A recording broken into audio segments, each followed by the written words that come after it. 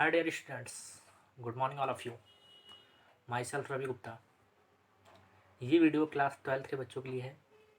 जैसा कि बच्चों आप जानते हैं, क्लास 11th के स्टूडेंट्स जिनको प्रमोट कर दिया गया है, जैसा कि गवर्नमेंट का ऑर्डर था, you have been promoted to class 12th। अब बच्चों क्लास 12th में पहुंच गए हैं, आपके बोर्ड एग्जाम होने हैं, तो आपको उसी हिसाब से आपको मेहनत भी करना होगा। मैं आपको इंग्लिश पढ़ाऊँगा। बच्चों इस वीडियो में मैं आपको आपके सिलेबस से इंट्रोड्यूस कराऊंगा कि आपके सिलेबस में क्या क्या है, कौन कौन सी टॉपिक्स हैं।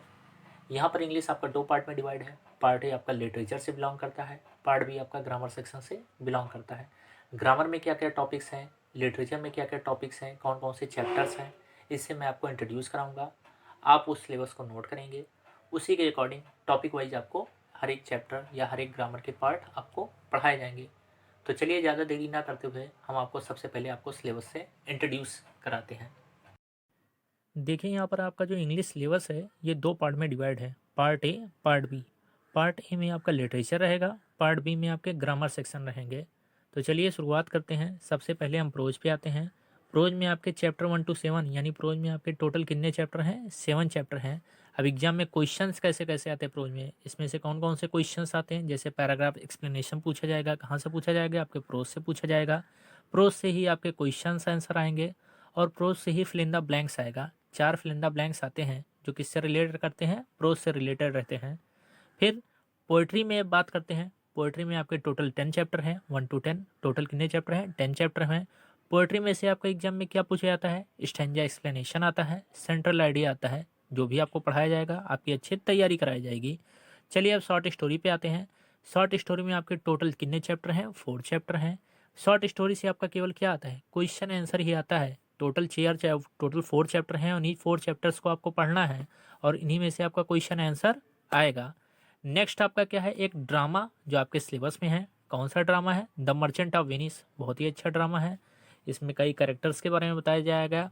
उसमें कई जब आपको पढ़ाया जाएगा ये ड्रामा तो कुछ 4-5 कैरेक्टर्स के बारे में पढ़ाया जाएगा। उन्हीं कैरेक्टर्स से रिलेटेड क्वेश्चंस आपके एग्जाम में आते हैं। इससे भी रिलेटेड क्या आते हैं? क्वेश्चन आंसर आते हैं। तो एक बार फिर से सुन लीजिए। प्रोज में से आपके कौन कौन से क्वेश्चन आते हैं? जैसे कि पैराग्राफ एक्सप्लेनेशन आता है, क्वेश्चन आंसर आता है और फिल इन द ब्लैंक्स आता है। पोएट्री में आपके स्टैंजा एक्सप्लेनेशन आता है, सेंट्रल आइडिया आता है। शॉर्ट स्टोरी में केवल आपके क्वेश्चन आंसर ही पूछे जाते हैं।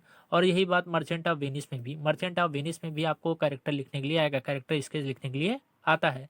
अब चलिए आते हैं हम लोग पार्ट बी, सेक्शन बी पर आते हैं। पार्ट बी पर आते हैं। देखिए पार्ट बी आपका किससे बिलोंग करता है? ग्रामर सेक्शन से बिलोंग करता है। अब ग्रामर में आपको कौन कौन सी चीज़ें पढ़नी है, इस बात पर हम ध्यान देते हैं।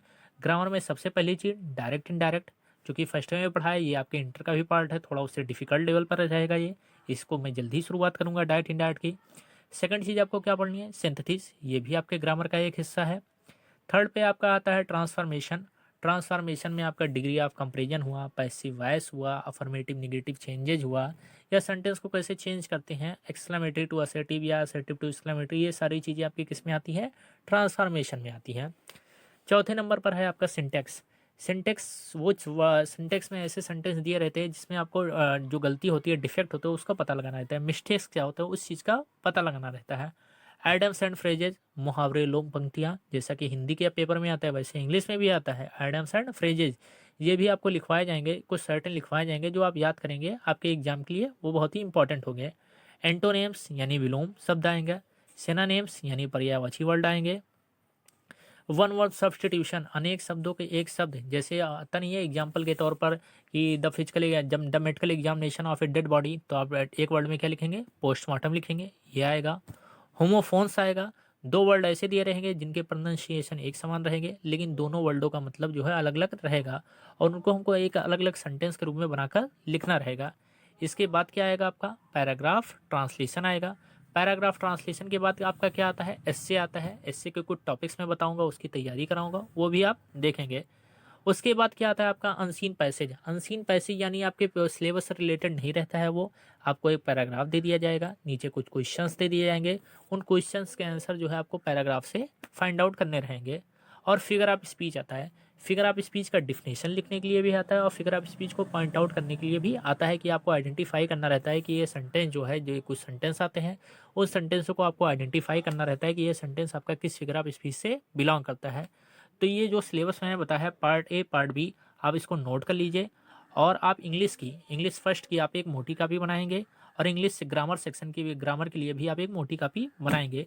बाकी मैं आपको शुरुआत करता हूँ, तो सबसे पहले हम ग्रामर की शुरुआत करेंगे अगले वीडियो में। Thank you very much.